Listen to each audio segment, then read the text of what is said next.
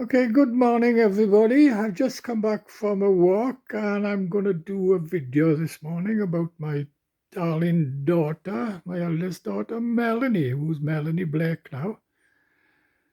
Now, I sit up in the bed after I have a walk because I got this heart trouble and it makes me tired when I walk. At the same time, it feels good, it helps me relax and it's good for my heart, but I'm so tired, so I'm going to sit up here now for about half hour, and I'm enjoying the view now over the Gwynforth Valley, and because you can see that white farm on the top there, although it's a bit cloudy now, and of course the mobile doesn't give the full view that I enjoy, you know what I mean?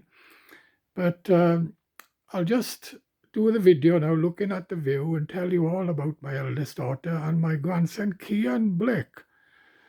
Now, the thing is, right, my eldest daughter, over 30 years ago, didn't talk to me, stopped me seeing her boys, and she got two boys, Kian and Johan.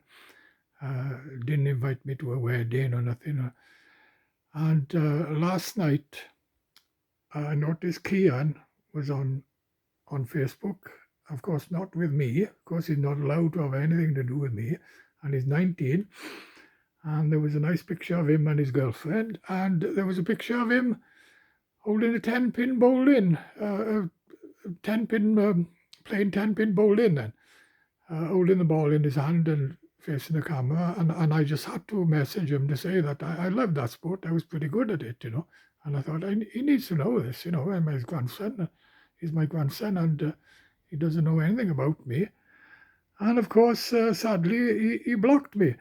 Well, of course, his life wouldn't be worth living if he did start chatting with me, because his mother, Melanie, who's Melanie Blake now, would make his life hell because she hates the ground I walk on. And I can't get over this because Melanie is on this planet because of me. Excuse me moving about, but I'm so flipping tired, after my walk. And holding this mobile up is also making me tired. Anyway, because when I was going out with Mel and his mother back in 1971, 72, she was expecting Melanie and living with her mother. Her mother and father had split up. And she turned around and told me that her mother, she was 17 at the time, and her mother wanted her to have an abortion. And of course, I don't believe in abortions. I love kids, and I was going out to that at the time, and I said to her, no way you're having an abortion. And she said, but I got to, she said, because my mother is going to throw me out. Well, let her throw you out. I said, go and live with your father and we'll get married, I said. And that's what we did, but it wasn't the end of that, you see. A mother, my first wife, Cheryl, her name was, a mother, Hazel Lewis, took us to court. Well, took Cheryl to court to get her back because she had custody of Cheryl and her father didn't. And she took her to court now to get her back and make sure she had an abortion. But we won the case in court because went to court, said I was getting married, she was living with her father, she was expecting a child, and we won the case. And it was on the front page of the journal. Girl 17 gets court consent to wed. This was back now in 1973. And I landed up back in the same court 11 years later, having a divorce. But at the end of the day, I saved Melanie's life. I went through hell at the time to make sure that Melanie came into this world. And of course, as a baby, I idolized her. I looked after her a lot. I changed the napkins. I got up in the night to feed her, even though I was getting up at 5:30 in the morning. But I would work the next day. I was so tired. And the miner's pulling my leg, a coal miner saying, oh, look at this one. He's been on the nest last night because I was shoveling coal on my knees. I was so tired. And then, of course, years went by. We had another boy, Stuart, and my youngest daughter then, Tracy, came along. And My mother, late mother, always said, "You see, give your pay over to your wife on a Friday. Don't be like your father, not giving it." Because my mother had split up with my father, see, and I thought I'll take my mother's advice. I was earning good money working on the coalface, and I was giving Cheryl, my pay on a Friday. And by Monday it had gone. She was so bad with money. She was spending it all, buying rubbish that we didn't need. And in 1980, then she decided to go to work in the open cast site in Shan's open cast in Galway. By now, Tracy had been born. Tracy was a baby at the time, born in September 1979. And I agreed that she went to work because however much money I earned, it wasn't enough for Cheryl. So now she was working and she was earning money, the good money there. And I was looking after Tracy now in the day because I went afternoon shift regular now.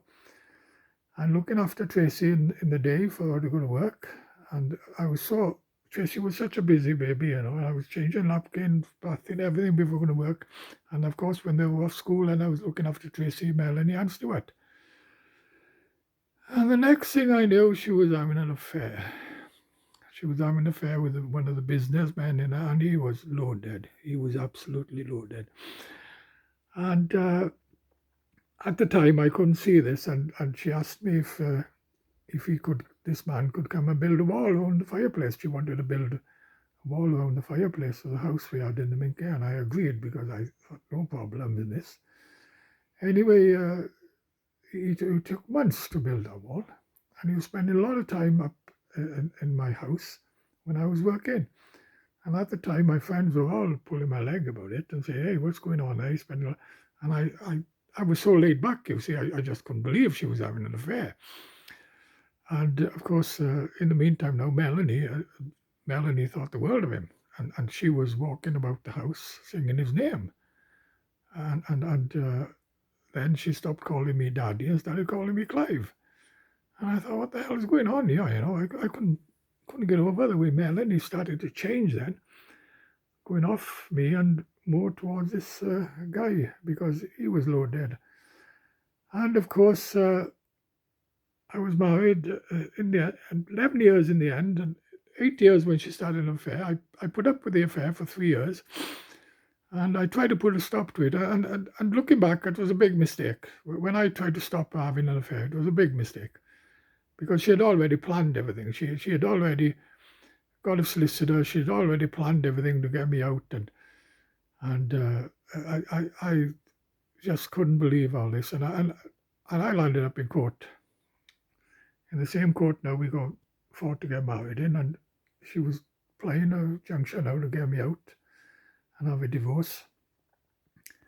And she had a good solicitor. I turned up without a solicitor. I thought, what do I want a solicitor for? I haven't done anything wrong. Now, at the time, this guy's wife was looking for me. She'd been down Pontiac's looking for me.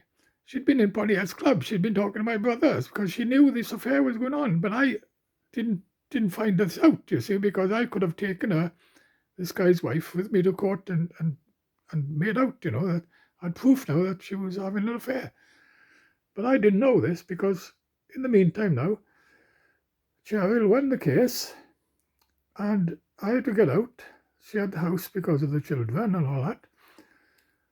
And I had a nice house then in Carway at first, and then went to my class to live, and I was having the children down every 2 weeks, but I was having a lot of trouble with Melanie.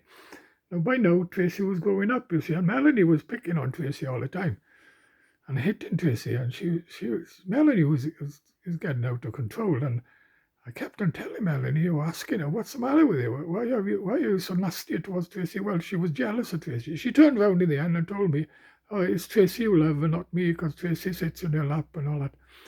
Well, look at the focus of this mobile now. It's starting to go a bit. It'll come back now. It'll come back. Anyway, she started complaining to me that I thought the world of Tracy and not her because Tracy sat on my lap and Tracy used to come in, wake me up in the morning and all that.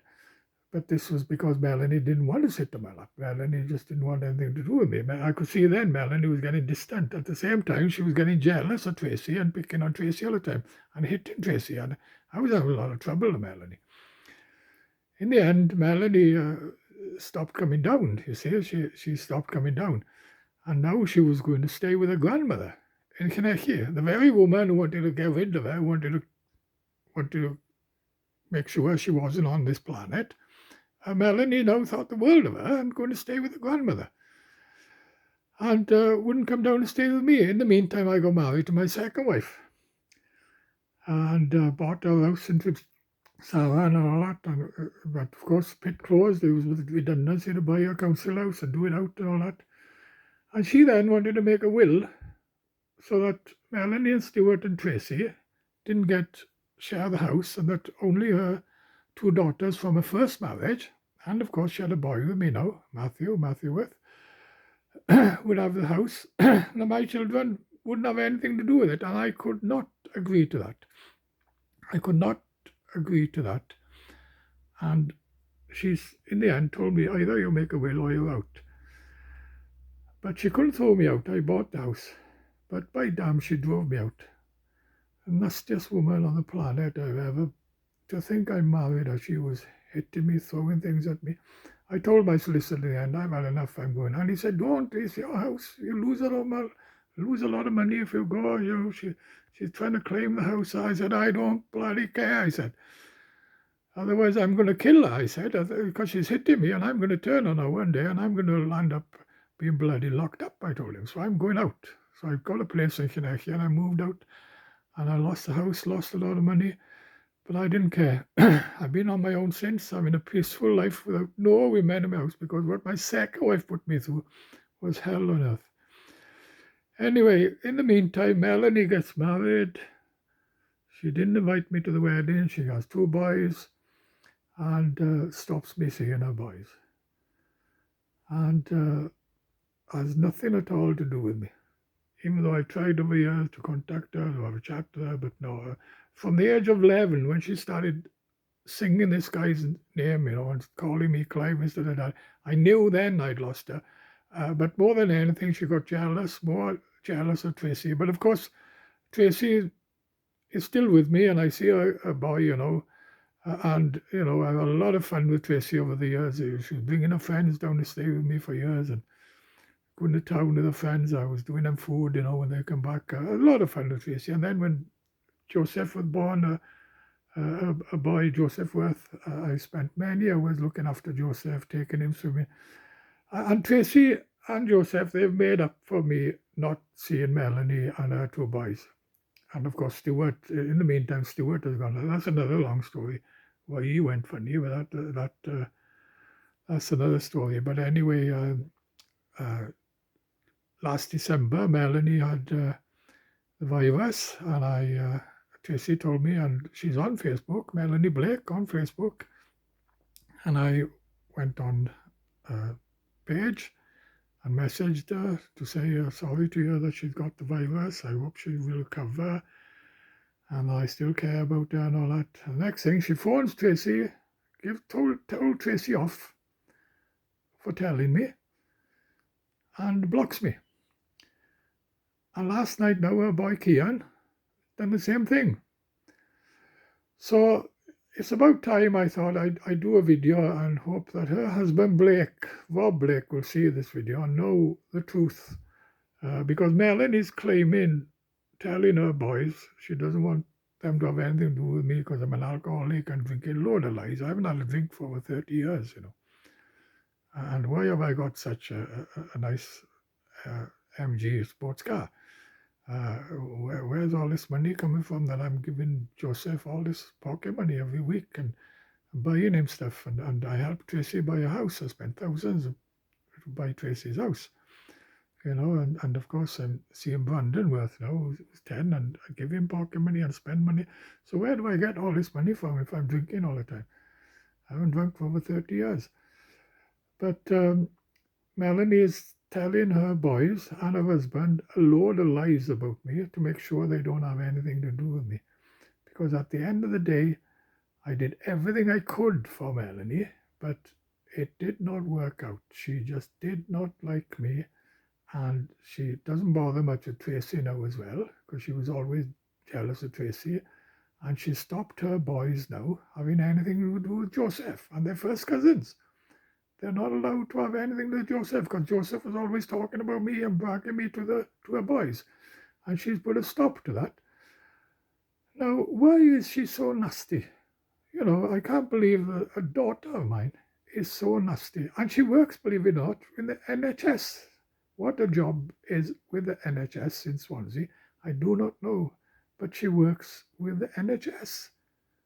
She's supposed to be caring, loving, and all that. And my God, she's absolutely beyond. Absolutely beyond. Anyway, I'll stop this now, put it on YouTube.